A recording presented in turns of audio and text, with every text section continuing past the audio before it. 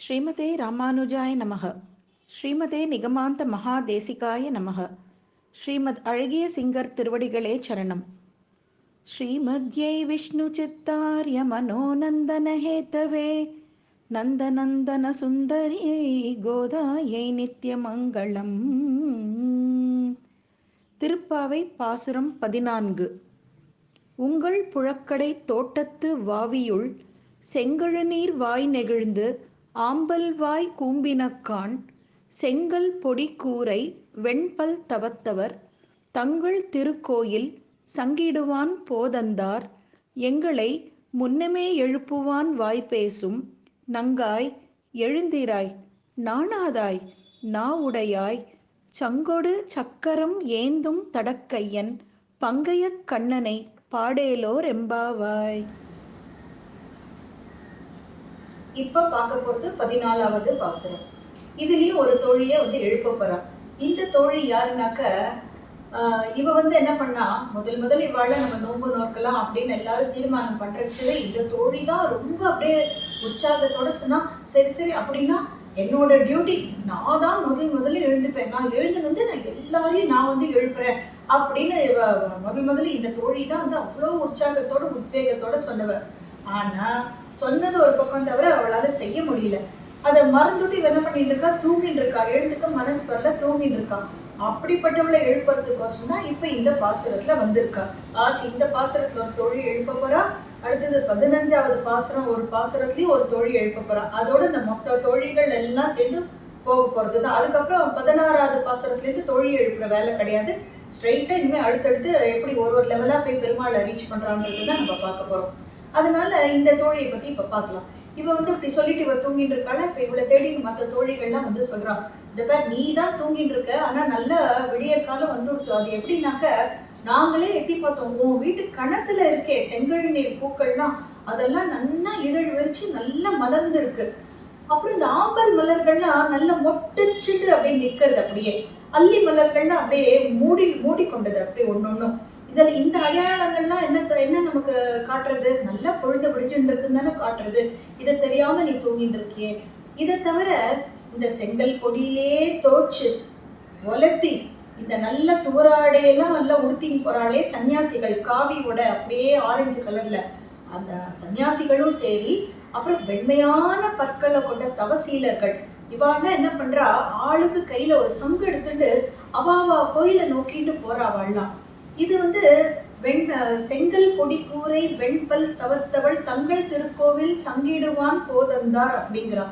அப்படின்னா என்ன அர்த்தம்? சங்கு எடுத்துன்னு என்ன பண்ணுவானாக்க, சிவன் கோயிலுக்கு போற அடியார்கள் என்ன பண்ணுவா, அந்த சங்கு எடுத்துன்னு போயிட்டு இந்த சங்காலே நீர் எடுத்து அபிஷேகம் பண்ணுவா. அதுக்கோசரம் அவா கையில சங்கு எடுத்துட்டு போறா அப்படின்ற பொருள்பட இந்த இடத்துல சொல்றா. அந்த மாதிரி சன்னியாசிகளும் அந்த மாதிரி அவளும் போறா. பெருமாளை சேவிக்கிறதுக்கு அவளும் கிளம்பிட்டா. வெண்பல் தவத்தவன்றா. அது என்ன வெண்பல் தவர்த்தவர்? வெறும் தவர்த்தவர் சொல்லியிருக்கலாமே அப்படின்னாக்க, தவம் பண்றவாழ சாதனமா மனசு நல்ல தூய்மையா இருக்கும், வெண்மையா இருக்கும். அதனாலயும் வெண்பல் தவர்த்தவர். இன்னொன்னு, அந்த தவத்துல இருக்கிறவ இந்த வெத்தலை பாக்கு அந்த மாதிரி பொருள்கள்லாம் போட மாட்டா.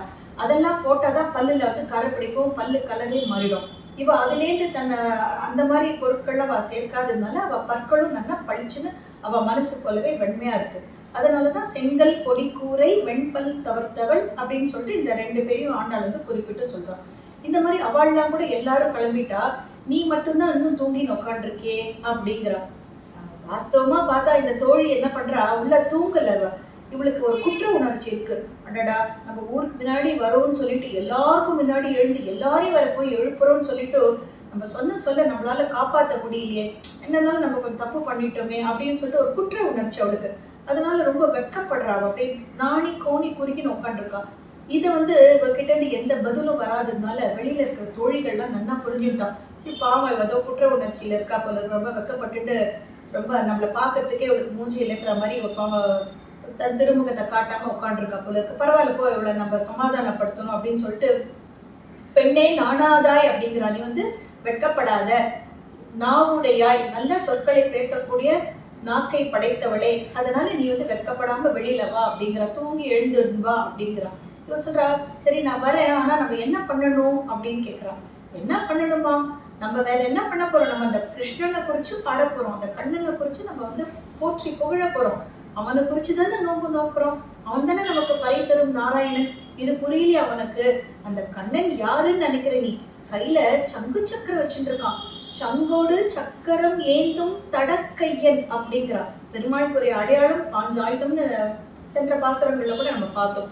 அந்த மாதிரி பிரதான அடையாளம் சங்கும் சக்கரமும் வச்சுட்டு இருப்பார் பெருமாள். 4 திருக்கைகளோட, ஒரு பக்கம் சங்கு சக்கரம், இன்னொரு பக்கத்துல கதை, அப்புறம் அந்த அபயஹஸ்தம் அந்த மாதிரி காமிச்சுட்டு இருப்பார். இல்லைன்னா சில சமயம் தாமரப்பூ வச்சுட்டு இருப்பார். அந்த மாதிரி பெருமாள் சதுர்புஜத்தோட இருக்கக்கூடிய அந்த கண்ணனாட்சி அவர் நமக்கு இந்த கோகுலத்திலே நிறைய பேருக்கு சதுர்புஜத்தோட இந்த கிருஷ்ணன் காட்சி கொடுத்திருக்காரு. தன்னோட தாய் தந்தை நான் பிறக்கச்சவே சின்ன குழந்தையா தேவகியோட திருவயிற்றிலேருந்து வெளியில வரச்சவே 4 கைகளோட தானே அந்த பிஞ்சு குழந்தை தன்னோட அவதாரத்தை காமிச்சு கொடுத்தா. அதை பார்த்து தேவகி வசுதேவரும் பயந்தே போயிட்டாளே. தேவகி என்ன சொன்னா, ஏற்கனவே கம்சன் உன்னை கொல்றதுக்கோசரம் காத்துட்டு இருக்கான், அதனால நீ இப்போதைக்கு நீ தான் பரமாத்மான்னு அவன் கண்ணுக்கு தெரியக்கூடாது, நார்மல் குழந்தை மாதிரி நீ 2 இந்த சங்கு சக்கரத்தை மறைச்சிட்டு 2 கை மட்டும் வச்சுக்கோ கண்ணான்னு தேவகி சொல்றா. அதனாலதான் கம்சனை கொல்ற வரைக்கும் அவர் இந்த ஆயர்பாடி நந்தகாவலாம் வளர்ச்சி பெருமாள் என்ன பண்ற 2 கையை மட்டும் வச்சுட்டு இருக்காரு. கம்சனை கொன்னதுக்கு அப்புறம் கிருஷ்ணாவதாரம் முழுக்க 4 கையோட தான் பெருமாள் காட்சி கொடுத்திருக்காரு. இத பாகவதமே நமக்கு காமிக்கிறது. ஸ்ரீமத் பாகவதத்துல சொல்ற அந்த கிருஷ்ணரோட அவதாரத்தை பத்தி, தம் அத்புதம் பாலகம் அம்புஜேக்ஷணம் சதுர்புஜம் சங்ககதாயுதாயுதம் ஸ்ரீவத்ஸ லக்ஷ்மம் கலசோபி கௌஸ்துபம் பீதாம்பரம் சாந்திரபயோத சௌபகம் மகாரவைடூர்ய கிரீட குண்டலத்விஷா பரிஷ்வக்த சஹஸ்ர குண்டலம் உத்தாம காஞ்சங்கத கங்கனாதிபிஹி விரோச்சமானம் வசுதேவ ஐக்ஷத அப்படின்னு பெருமாளோட திரு அவதாரத்தை அவர் சங்கு சக்கர கதாபாணியா அப்படியே பெருமாளோட 4 திருக்கரத்தை அப்படியே நம்ம இந்த ஸ்லோகத்துல நம்ம தியானிக்கலாம். அப்ப இந்த சங்கு சக்கரத்தோட தான் காட்சி கொடுத்தானே கிருஷ்ணன். இது மட்டுமா, பாரத போர்ல நம்ம ஒரு அதிசயம் பண்ணாம அவனோட சக்கரத்தை வச்சுட்டு அதை இன்னைக்கெல்லாம் நம்ம பாடி உட்காந்துக்கலாம் அப்படின்றோம்.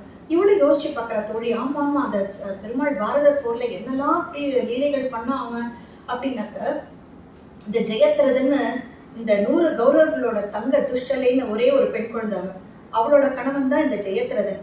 அவன் என்ன பண்றான், இந்த பாஞ்சாலி இந்த திரௌபதி மேல ஆசைப்பட்டு அவளை கடத்தின்னு போயிட்டு ரொம்ப அவளை அடையணுன்ற அந்த எண்ணத்துல அவளை கடத்தின்னு போச்சு. அப்புறம் அர்ஜுனன்லாம் பீமன்லாம் அவளை மீட்டி கூட்டின்னு வந்துடுறான்.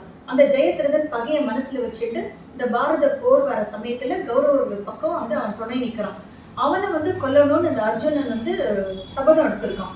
11ஆம் நாள் பாரத போர் 18 நாள் நடந்தது. அதுல 11ஆம் நாள் பாரத போர் நடந்த சமயத்துல அர்ஜுனன் சொல்றான், இன்னைக்கு சாயங்காலத்துக்குள்ள இந்த சூரியன் அஸ்தமிக்கிறதுக்குள்ள நான் இந்த ஜெயத்ரதனை கொல்லணும்.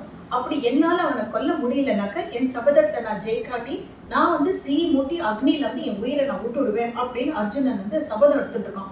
இது கிருஷ்ண பரமாத்மா அர்ஜுனன் கொண்டுன்னு அவரால் தாங்க முடியாது. ஏன்னா அவர் பக்த வத்சலன். பக்தர்களுக்கு யாராவது கேடு பண்ணா கூட அந்த தண்டனையிலேருந்து தன்னோட பக்தர்களை காப்பாத்துறவர் கிருஷ்ணர்.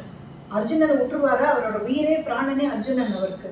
அதனால அர்ஜுனனை எப்படியா காப்பாத்தணும்னு பாக்குற அவன் இந்த ஜெயத்ரதனை சுத்தி அத்தனை ஒரு வியூகம் அமைச்சிருக்காரு. இந்த கௌரவ படையை சேர்ந்த இந்த துரோணர்ல இருந்து பீஷ்மர்ல இருந்து இவனை ஜெயத்ரதனை காப்பாத்துறதுக்கு அப்படி ஒரு அமைப்பெல்லாம் நிறைய உண்டாக்கி வச்சிருக்கா. அதனால அவனை நெருங்கவே முடியல அர்ஜுனனால. இப்படியே நாள் முழுக்க போயிட்டே இருக்கு. ஆச்சு, இன்னும் கொஞ்ச நேரம் தான் பாக்கி, கொஞ்சம் நிமிடங்கள் தான் பாக்கி இருக்கு. சூரியன் அஸ்தமிக்க போகுது. அர்ஜுனனுக்கு நம்பிக்கையே தளர்ந்துட்டு, அப்படி இனிமே என்னால அவனை ஜெயிக்கணும்னு எனக்கு நம்பிக்கை இல்லை, நான் சொன்னபடி நான் என் உயிரை தான் விட்டுற போறேன் கிருஷ்ணா அப்படிங்கிற. கிருஷ்ணர் சொல்ற, நான் உன் கூட இருக்கிறச்சே நீ போய் கலங்கலாமா அர்ஜுனா, பார்த்தா பொறுமையா இரு அப்படின்னு சொல்லிட்டு என்ன பண்றார், தன்னோட சக்கரத்தை அப்படியே பெருமாள் என்ன பண்றாரு ஏவரர். அந்த சக்கரம் என்ன பண்றது, பிரகாசமா இருக்கிற சூரியனையே போய் மறைச்சு கொடுத்த அந்த சக்கரம்.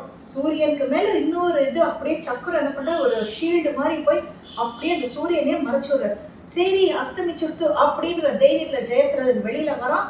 அப்படியே என்ன பண்றாரு, அர்ஜுனன் அவனை அப்படியே அம்பு போட்டு அவனை ஜெயத்ரதனை கொண்டு விடுறாரு. எதற்கோசரம் இந்த ஒரு வைபவத்தை நம்ம இன்னைக்கு அனுபவிச்சோம்னாக்க, எப்படி பெருமாள் தன்னோட சக்கராயுதத்தை வச்சு எப்படி அந்த சக்கரத்தாழ்வார் எப்படி அர்ஜுனன் காப்பாத்தினர். பெருமாளோட அனுகிரகத்தினாலதான் அர்ஜுனன் அன்னைக்கு காப்பாற்றப்பட்டான். அப்பேற்பட்ட அந்த சங்கு சக்கரதாரி, அந்த சங்கோடு சக்கரம் ஏந்தும் தடக்கையன், அவனை நாம குறிச்சு பாட்டு பாடிட்டு இருக்கோம். இத்தனையும் தெரிஞ்சுட்டு நீ உள்ள தூங்குறியம்மா, அது நன்னா இருக்கா, எழுந்து வா அப்படிங்கிறா. இந்த தோழியும் சரி வா, சொல்றது கரெக்டு தான் சொல்லிட்டு அவளும் எழுந்து வெளியில வரா. ஆக மொத்தம் இன்னும் ஒரே ஒரு தோழியோட வீட்டுக்கு மட்டும்தான் நம்ம போனோம். அதை நாளைய பாசுரத்துல நம்ம அனுபவிக்கிறது இருக்கிறோம். இந்த பாடல்ல நம்ம வந்து தெரிஞ்சின்ற பெருமாளின் திருநாமங்கள் சங்கு சக்கரதாரி, சங்கொடு சக்கரம் எங்கும் தடக்கைன்ற மாதிரி சங்கு சக்கரதாரி அவர். அடுத்தது வந்து பங்கைய கண்ணானை பாடேலோ ரெம்பாவா என்றால் பங்கைய கண்ணான தாமரை கண்ணன் அரவிந்த லோச்சனன் அப்படின்ற அந்த பெருமாளோட திருநாமங்களை பார்த்தோம். இதனோட உட்கருத்து என்னன்றது இப்ப நம்ம வந்து ரொம்ப ஷார்ட்டா என்னன்னு தெரிஞ்சுக்கலாம். அதாவது ஒருத்தருக்கு ஒரு கடமை இருக்கு. நம்ம எனக்கு வந்து நான் உங்களெல்லாம் எழுப்புறேன் அப்படின்னு சொல்லிட்டு என்னால வர முடியலன்னு தானே நான் வைக்கப்பட்டுட்டேன்னு அந்த தோழி உள்ளுக்குள்ள நினைச்சுக்கிறா இல்லையா?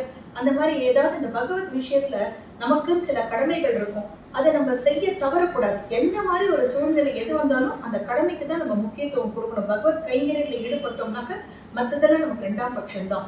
நம்ம வந்து நம்மளோட கோபதாபங்கள் எல்லாத்தையும் ஒதுக்கி வச்சு அந்த கைங்கரியத்துல இருந்து நம்ம முழு மனசோட நம்ம ஈடுபடணும். அடுத்தது அதே மாதிரி இந்த பாகவதர்களும் இருக்காளே, அவளோட தோழிகள் இந்த பக்கத்துல எடுத்தா அந்த தோழிகளும் வந்து இவ்வளவு கூப்பிடுறா இல்லையா?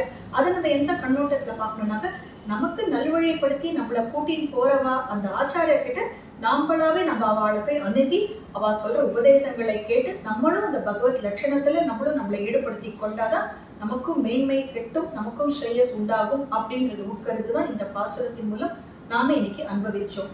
ஸ்ரீ ஆண்டாள் ரங்கநாதர் திருவடிகளே சரணம்.